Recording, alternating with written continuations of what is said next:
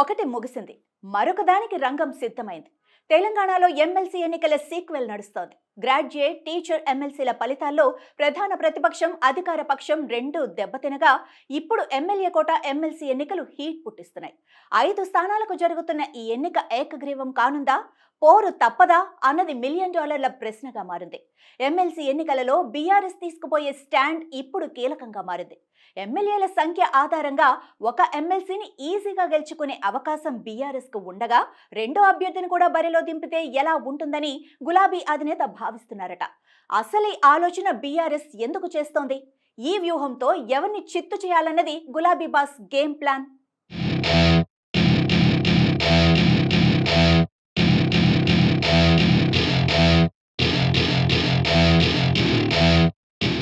తెలంగాణలో teachers, graduate కోట MLC ఎన్నికలు ముగిశాయి.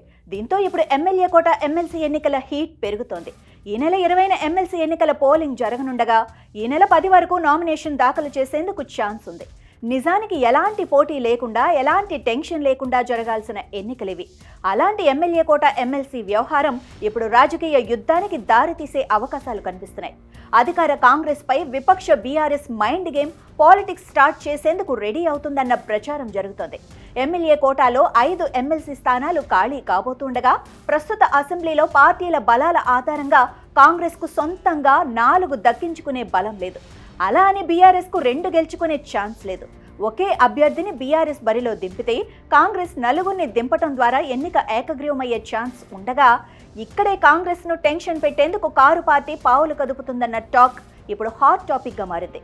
గత ఎన్నికల్లో బీఆర్ఎస్ 39 స్థానాల్లో విజయం సాధించగా, కొద్ది రోజులకే కంటోన్మెంట్ ఎమ్మెల్యే లాస్యా నందిత మరణంతో ఉప ఎన్నిక జరగగా ఆ సీటు కాంగ్రెస్ ఖాతాలో చేరింది. దీంతో అధికారికంగా బీఆర్ఎస్ ఎమ్మెల్యేల బలం 38కి తగ్గగా, ఇక 10 మంది ఎమ్మెల్యేలు కారు దిగి కాంగ్రెస్ లో చేరిపోయారు. దీంతో అసెంబ్లీలో గులాబీ పార్టీ ఎమ్మెల్యేల బలం 28కి పరిమితమైంది. కాంగ్రెస్ 4ని, బీఆర్ఎస్ 1ని బరిలో దింపితే ఎన్నిక ఏకగ్రీవం అవుతుంది. అలా కాకుండా బీఆర్ఎస్ 2ని బరిలో దింపితే మాత్రం అప్పుడు ఒక ఎమ్మెల్సీ స్థానానికి 20 మంది ఎమ్మెల్యేల ఓట్లు అవసరమవుతాయి. ఇక్కడే బీఆర్ఎస్ మైండ్ గేమ్ ఆడేందుకు రెడీ అవుతోంది.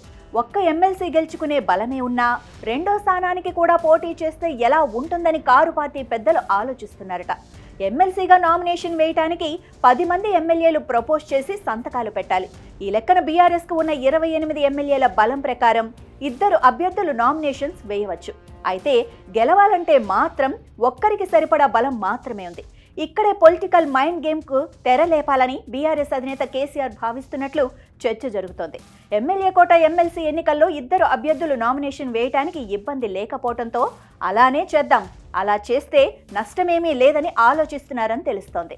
రెండో ఎమ్మెల్సీ స్థానం గెలవకపోయినా సరే 2 అభ్యర్థులతో నామినేషన్ వేయించి కాంగ్రెస్ మీద ఒత్తిడి పెంచాలని చూస్తోందని, 2 అభ్యర్థులను పోటీ చేయించడం ద్వారా పార్టీ మారిన 10 మంది ఎమ్మెల్యేలను కూడా ఇరుకున పెట్టొచ్చని కారు పార్టీ ప్లాన్ గా తెలుస్తోంది. పోలింగ్ అనివార్యమైతే పార్టీ ఫిరాయించిన ఎమ్మెల్యేలకు విప్ జారీ చేస్తే కొంతవరకు వారిపై ఒత్తిడి ఉంటుందని కారు పార్టీ భావిస్తోంది. పార్టీ ఫిరాయింపులపై సుప్రీంకోర్టులో విచారణ జరుగుతూ ఉండగా, ఎమ్మెల్సీ ఎన్నిక ద్వారా సాక్ష్యం దొరుకుతుందన్న ఆలోచనలో బీఆర్ఎస్ నేతలు ఉన్నారు. మొత్తానికి ఎమ్మెల్సీ ఎన్నికల్లో బీఆర్ఎస్ 2 అభ్యర్థులను రంగంలోకి దింపితే మాత్రం రాష్ట్ర రాజకీయం రసవత్తరంగా మారే ఛాన్స్ ఉంది. ఇక మరోవైపు కాంగ్రెస్ కూడా ఎత్తుకు పై ఎత్తు వేస్తామని హెచ్చరిస్తోంది. బీఆర్ఎస్ 2 అభ్యర్థులను దింపితే తాము 5వ అభ్యర్థిని దింపుతామని హెచ్చరిస్తోంది. బీఆర్ఎస్ నుండి క్రాస్ ఓట్ చేసేందుకు చాలా మంది ఎమ్మెల్యేలు రెడీగా ఉన్నారంటూ మైండ్ గేమ్ స్టార్ట్ చేసింది. ఏదేమైనా బీఆర్ఎస్ ఒక్కదానితో సరిపెట్టుకుంటుందా, రెండో సీటు కోసం పోటీ పడుతుందా అన్నదే ఇప్పుడు తేలాల్సి ఉంది.